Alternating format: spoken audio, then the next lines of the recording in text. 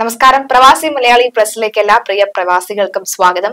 കുറച്ച് ദിവസങ്ങളായി നമ്മൾ വാർത്തകളായി നിങ്ങളുടെ മുന്നിലേക്ക് എത്തിയിട്ട് എന്തായാലും ഇന്നും നിരവധി വാർത്തകൾ ഉണ്ട്. വിഷു ഒക്കെ ആയിരുന്നു. അതെ, വിഷു ഒക്കെ ആയതുകൊണ്ട് തന്നെ നാട്ടിലൊക്കെ പോയി അങ്ങനെ കുറച്ച് സന്തോഷകരമായ നിമിഷങ്ങളായിരുന്നു. എന്തായാലും അവിടെയും വിഷു ആഘോഷിച്ചിട്ടുണ്ട്. നമുക്കറിയാം പ്രവാസികൾ ഒരു ആഘോഷവും അങ്ങനെ വിട്ടുകളയാറില്ല. അല്ലെങ്കിൽ ദുബായിലാണ്, അബുദാബിയിലാണ്, കുവൈറ്റിലാണ് എന്നൊക്കെ പറഞ്ഞ് വിട്ടുകളയാറില്ല. അവിടെയും ഞാൻ ഈ ഇടയ്ക്ക് ഒരു പ്രവാസിയായ എന്റെ ഒരു സുഹൃത്തിന്റെ ഒരു സ്റ്റാറ്റസ് കണ്ടായിരുന്നു. വിഷുക്കണി ഒരുക്കിയിരിക്കുന്നു, അതിൽ കണിക്കൊന്ന വെച്ചിരിക്കുകയാണ്. അപ്പൊ ഞാൻ ചോദിക്കുകയാണ്, ആ കണിക്കൊന്നയൊക്കെ കിട്ടിയെന്ന് ചോദിക്കും. പറയും അടുത്തായിട്ട് ഒരാൾ നാട്ടിൽ പോയി തിരിച്ചു വന്നപ്പോ കണിക്കൊന്നയും കൂടി കൊണ്ടുവന്നു എന്ന് പറയുന്നു. അങ്ങനെ സന്തോഷകരമായി തന്നെ പ്രവാസികളും എല്ലാവരുമെങ്കിലും ആഘോഷിക്കുമെന്ന് നമുക്ക് വിശ്വസിക്കുകയാണ്. എന്നാൽ നമുക്ക് ഇന്നത്തെ വാർത്തയിലേക്ക് കടക്കാം. കാലാവസ്ഥയുമായി ബന്ധപ്പെട്ട വാർത്തകളാണ് ഇപ്പോൾ ഏറ്റവും കൂടുതലും. കഴിഞ്ഞ ദിവസം കുവൈത്തിലും ഈ ഭൂചലനം അടക്കം ഉണ്ടായിരുന്നു. എന്തായാലും നമുക്ക് ആ ഒരു വാർത്തയിലേക്ക് ആദ്യം പോകാം. ഇപ്രാവശ്യം ഉള്ളത് ദുബായിലാണ്. മഴക്കാലത്തെ വെള്ളപ്പൊക്കം ഇത് തടയുന്നതിന് വേണ്ടി ദുബായ് നഗരത്തിൽ പുതിയ ഓവുചാൽ പദ്ധതി നടപ്പിലാക്കുന്നു.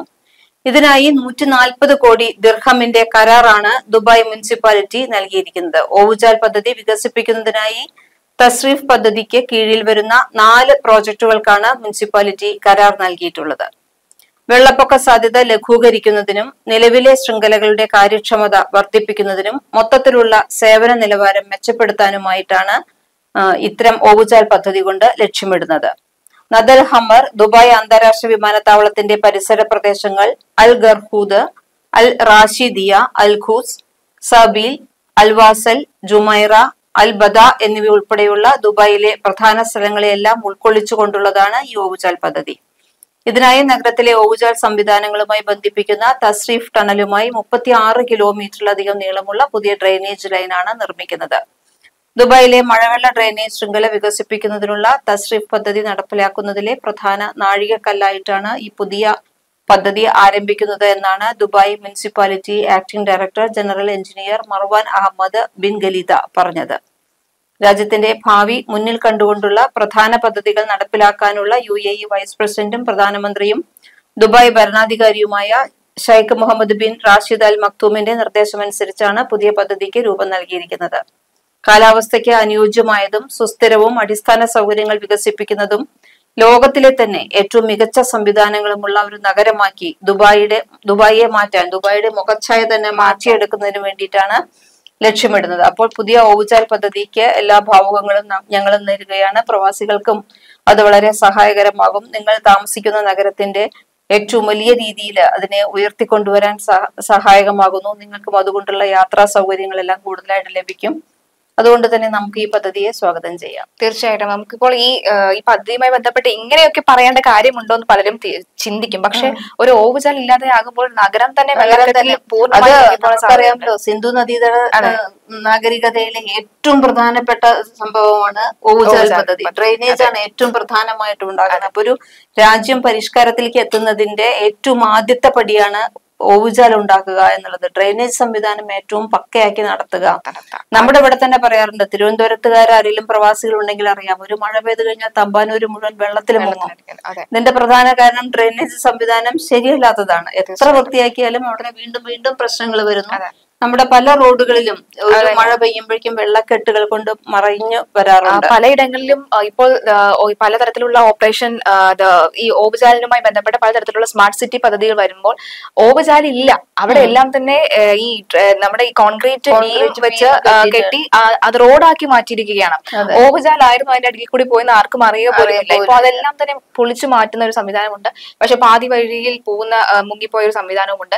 ഈ ഓവുചാൽ പദ്ധതിയുടെ ഭാഗമായി വൃത്തിയാക്കാൻ ഇറങ്ങിയ ജോയി എന്ന ഒരു തൊഴിലാളി, ശുചീകരണ തൊഴിലാളി മരണപ്പെട്ട ഒരു വിവരവും കൂടി നമ്മൾ എല്ലാവരും വായിച്ചതും കേട്ടതും ഒക്കെയാണ്. അപ്പൊ ഏറ്റവും നമ്മുടെ തലസ്ഥാന നഗരമായിട്ടുള്ള തിരുവനന്തപുരത്ത് പോലും ഒരു ഡ്രെയിനേജ് സംവിധാനം അതിന്റെ ഏറ്റവും നല്ല രീതിയിൽ ഇല്ലാത്തതിന്റെ ദുരിതം മുഴുവനും ജനങ്ങൾ അനുഭവിക്കുന്നുണ്ട്. മാത്രമല്ല ഈ പ്രവാസ ലോകത്തും മഴ ശക്തമായി പെയ്യുമ്പോൾ പലയിടത്തും വെള്ളപ്പൊക്കം എല്ലാം ഉണ്ടാകുന്നുണ്ട്. നമ്മൾ വാർത്തയിലൊക്കെ കണ്ടതാണ്. എന്തായാലും ആ ഒരു പ്രശ്നം മനസ്സിലാക്കി പരിഹാരം കണ്ടെത്താൻ ഉടനടി തന്നെ സർക്കാർ മുന്നോട്ട് വന്നല്ലോ. അത് തന്നെ വലിയ സ്വാഗതാർഹമായിട്ടുള്ള.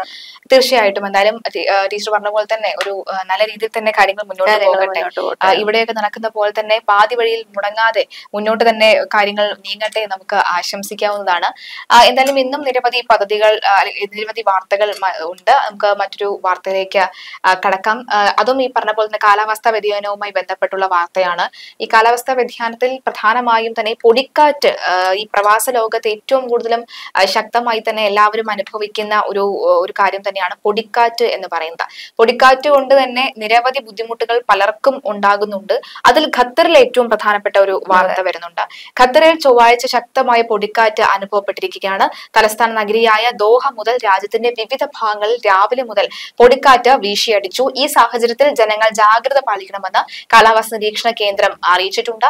കാലാവസ്ഥാ മാറ്റം സംബന്ധിച്ച് ഖത്തർ കാലാവസ്ഥാ വിഭാഗം നൽകിയ മുന്നറിയിപ്പിന് പിന്നാലെയാണ് ഈ ചൊവ്വാഴ്ച പുലർച്ചെയോടെ പൊടിക്കാറ്റ് തുടങ്ങിയിരിക്കുന്നത്. പൊടിപടലങ്ങൾ കാരണം കാഴ്ച പരിധി 1 കിലോമീറ്ററിൽ താഴെയായി കുറഞ്ഞിരിക്കുകയാണ്. റോഡിലെ കാഴ്ച വരെ മറയ്ക്കുന്ന സാഹചര്യത്തിൽ പൊതുജനങ്ങളും വാഹന യാത്രക്കാരും ജാഗ്രത പാലിക്കണമെന്ന് അധികൃതർ ആവശ്യപ്പെട്ടിട്ടുണ്ട്. തണുപ്പിൽ നിന്നും ചൂടിലേക്കുള്ള കാലാവസ്ഥാ മാറ്റത്തിന് മുന്നോടിയായാണ് ഈ പൊടിക്കാറ്റിന്റെ വരവ് എന്നാണ് എല്ലാവരും പറയാറുള്ളത്. ഒരാഴ്ച വരെ തന്നെ ഈ കാറ്റ് തുടരുമെന്നാണ് കാലാവസ്ഥാ വിഭാഗം അറിയിച്ചിട്ടുള്ളത്. രാജ്യത്ത് താപനിലയും ഉയരുകയാണ്. തീരപ്രദേശങ്ങളിൽ ശക്തമായ രീതിയിൽ പൊടിക്കാറ്റ് തുടരുമെന്നാണ് മുന്നറിയിപ്പ്. കടലിനെ സംബന്ധിച്ച് അല്ലെങ്കിൽ ഈ ഒരു പ്രദേശത്തെ സംബന്ധിച്ചിടത്തോളം തീരപ്രദേശമാണ് ഏറ്റവും കൂടുതലും. തീരപ്രദേശത്തിൽ നിന്നും കരയിലേക്ക് വളരെ ദൂരവും കുറവാണ്. പൊടിക്കാറ്റ് വളരെ ശക്തമായി തന്നെ വരാൻ സാധ്യതയുണ്ട്. എന്നാലും ഈ തിരമാലകൾ ഉയരാനും സാധ്യതയുള്ളതിനാൽ തന്നെ കടലിനെ സമീപിക്കുന്നവർ ജാഗ്രത പാലിക്കേണ്ടതാണ്. നിലവിലെ കാലാവസ്ഥയിൽ തൊഴിലാളികൾ ജാഗ്രത പാലിക്കണമെന്നും ആവശ്യമായ മുൻകരുതലുകൾ നടപടികൾ സ്വീകരിക്കണമെന്നും മുന്നറിയിപ്പ് നൽകിയിട്ടുണ്ട്. ഈ ആസ്മ പോലെയുള്ള ശ്വസന സംബന്ധമായ അസുഖങ്ങളുള്ളവർ പുറത്തിറങ്ങുമ്പോൾ ജാഗ്രത പാലിക്കാനും മാസ്ക് ധരിക്കാനും നിർദ്ദേശിച്ചിട്ടുണ്ട്. ഇതിപ്പോൾ ആദ്യമായിട്ടല്ല, അവിടെ താമസിക്കുന്നവർക്ക് തന്നെ ഓരോ കാലാവസ്ഥയിലും എങ്ങനെയായിരിക്കും പൊടിക്കാറ്റ് അറിയാം, പൊതുവെ കൂടുതലാണ്. അത് മാത്രമല്ല പ്രവാസികളായിട്ടുള്ള മലയാളികളായിട്ടുള്ള നിരവധി ഡ്രൈവർമാർ അവിടെ പ്രവാസികൾ ഉണ്ട്. അവരും കൂടി ഒന്ന് ശ്രദ്ധിക്കുക. നിങ്ങൾ ഡ്രൈവിംഗിൽ പൊടിക്കാറ്റ് ഒരു വില്ലനായി മാറാനുള്ള സാധ്യതയുണ്ട്. അതുകൊണ്ട് തന്നെ മുൻകരുതൽ എടുത്തു വേണം നിങ്ങൾ വണ്ടി ഓടിക്കാൻ എന്നുള്ള ഒരു മുന്നറിയിപ്പ് എന്ന നിലയിൽ ഇതിപ്പം ഖത്തറിലെയാണ്. സൗദിയിലും അതുപോലെ തന്നെ വന്നിട്ടുണ്ട്. സൗദിയിലും റെഡ് അലർട്ടാണ് ഇപ്പോൾ. ശക്തമായ പൊടിക്കാറ്റിന് സാധ്യതയുണ്ട്. അതുകൊണ്ട് കിഴക്കൻ പ്രവിശ്യയിലെ സ്കൂളുകൾക്കെല്ലാം ഇന്നലെ മുതൽ തന്നെ ഓൺലൈൻ ക്ലാസ്സുകളാണ് പറഞ്ഞിട്ടുള്ളത്. കിഴക്കൻ ദമ്മാമിലാണ് ഏറ്റവും കൂടുതലായിട്ട് വരുന്നത്. അപ്പോൾ ചൊവ്വ ബുധൻ ദിവസങ്ങളിലെല്ലാം തന്നെ വളരെയധികം പൊടിക്കാറ്റും കാലാവസ്ഥയിൽ മാറ്റവും ഉണ്ടാകുമെന്നാണ് കാലാവസ്ഥാ അതോറിറ്റി മുന്നറിയിപ്പ് നൽകിയിരിക്കുന്നത്. സ്കൂളുകളെല്ലാം ഓൺലൈൻ ക്ലാസ്സുകൾ തുടങ്ങിയിട്ടുണ്ട്. വിവിധ ഇന്ത്യൻ സ്കൂളുകളിൽ ഇന്നലെയെല്ലാം പതിവ് സമയത്ത് ഓൺലൈൻ ക്ലാസ്സുകൾ മുഖേനയാണ് ക്ലാസ്സുകൾ നടന്നത്. ക്ലാസ് സമയത്താണ്, ക്ലാസ് തുടങ്ങുന്ന സമയത്തെല്ലാം പെട്ടെന്നാണ് മാറ്റിയത്. അങ്ങനെ ഓൺലൈൻ ക്ലാസ്സുകളാക്കി മാറ്റുകയാണ് ചെയ്തത്. ഇന്നും അതുപോലെ തന്നെ ഓൺലൈൻ ക്ലാസ്സുകളിലേക്കാണ് മിക്ക ക്ലാസ്സുകളും മാറ്റിവെച്ചിട്ടുള്ളതായിട്ടാണ് പൊതുവിദ്യാഭ്യാസ വകുപ്പ് മന്ത്രി അറിയിച്ചത്.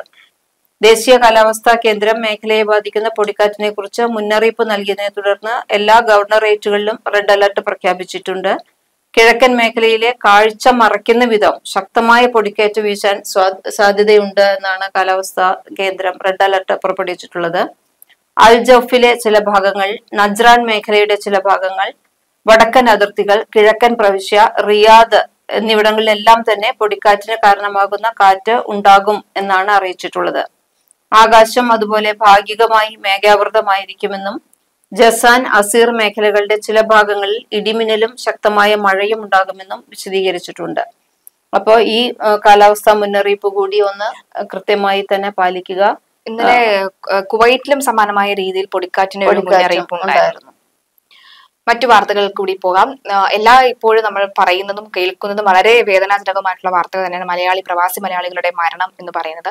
കുഴഞ്ഞു വീണ ഇന്നും മരിച്ചിരിക്കുകയാണ്. കുഴഞ്ഞു വീണ് മരിക്കുന്ന പ്രവാസികളുടെ എണ്ണം ഓരോ മാസവും ഉയരുന്നുണ്ട് എന്ന കണക്കുകൾ വീണ്ടും വീണ്ടും സൂചിപ്പിക്കുകയാണ് ഈ മരണ വാർത്തകളൊക്കെ തന്നെ.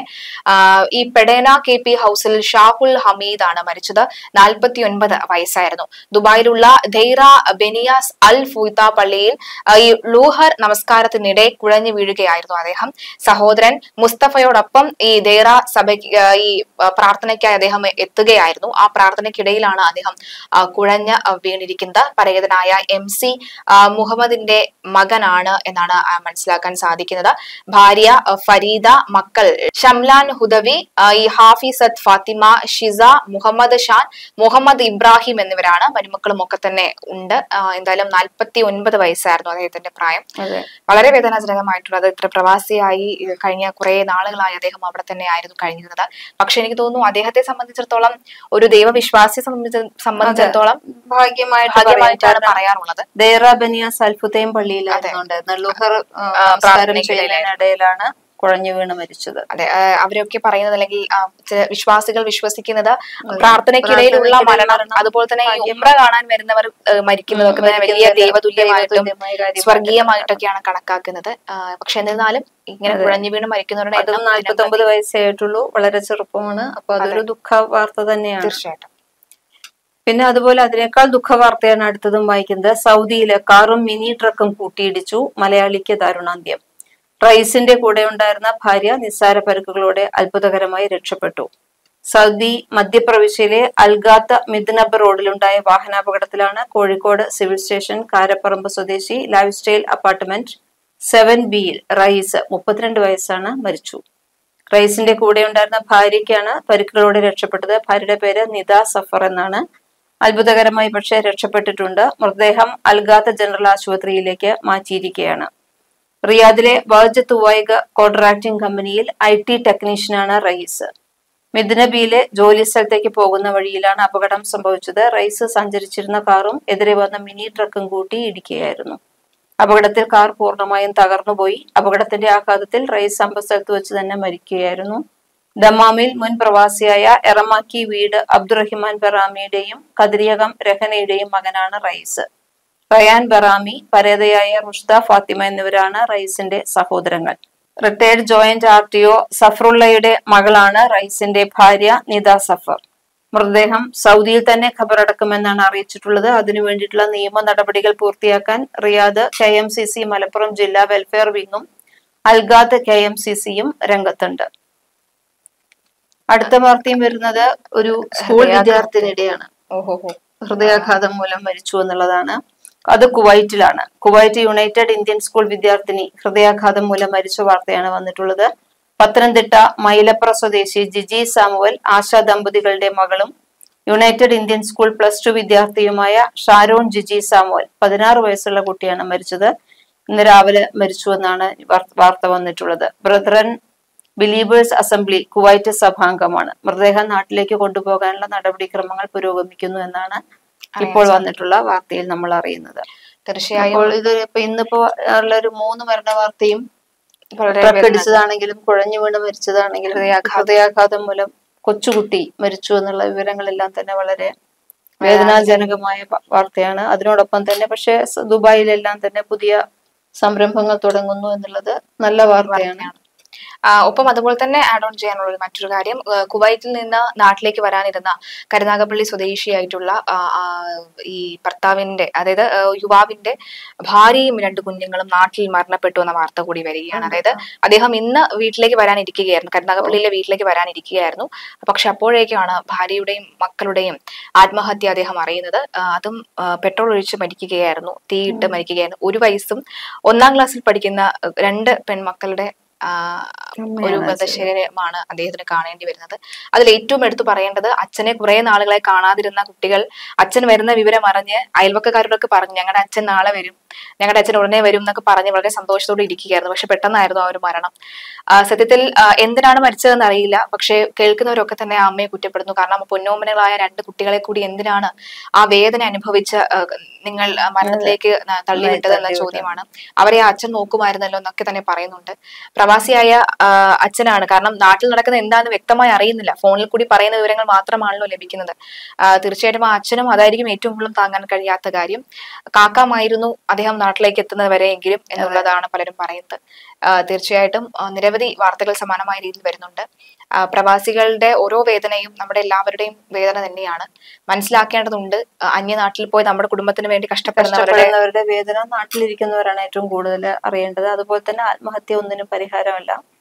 എന്ത് തന്നെ പ്രശ്നമാണെങ്കിലും അത് പരസ്പരം സംസാരിച്ച് തീർക്കാൻ നോക്കുക. തീർച്ചയായിട്ടും എന്തെങ്കിലും ഒരു പോംവഴി ഉണ്ടാകും. ഇപ്പോൾ മുന്നോട്ട് പോകാൻ ഒരു വഴിയുമില്ലാന്ന് തോന്നുകയാണെങ്കിലും നമ്മൾ പറയാറില്ല, ആത്മഹത്യ ചെയ്യാൻ പോകുമ്പോൾ ആ ഒരു സെക്കൻഡിന്റെ തീരുമാനം മാറിക്കഴിഞ്ഞാൽ പിന്നീട് ആ മനുഷ്യൻ ഒരിക്കലും ആത്മഹത്യ ചെയ്യില്ല എന്ന് പറയാറുണ്ട്.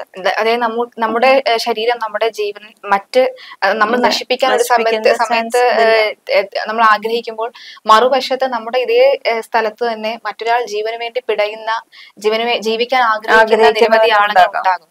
അപ്പോൾ നമുക്ക് കിട്ടിയ ജീവിതം ചിലപ്പോൾ നശിപ്പിക്കാതിരിക്കാതെ കഷ്ടപ്പാടുണ്ടായിരിക്കാം, പക്ഷെ അതിൽ നിന്നും കരകയറും. കഷ്ടതയിൽ നിന്നും കരകയറുന്നവരാണല്ലോ പ്രവാസികൾ. അത് തന്നെയാണ് നമുക്ക് ഏറ്റവും വലിയ ഉദാഹരണം, പ്രചോദനം. തീർച്ചയായിട്ടും. അതുകൊണ്ട് തന്നെ ആത്മഹത്യകൾ ഒന്നിനും ഒരു പരിഹാരമല്ല എന്നുള്ളത് തന്നെയാണ്. എന്നാൽ ഈ പ്രവാസികൾക്ക് പറയുന്നത് ഞങ്ങളൊക്കെ എത്ര ആത്മഹത്യ ചെയ്യണം എന്നൊക്കെ ചോദിക്കാറുണ്ട് പലരും. തീർച്ചയായിട്ടും. എന്നാൽ നിരവധി വാർത്തകളുമായി നമുക്ക് അടുത്ത ദിവസം കാണാം. അതുവരേക്കും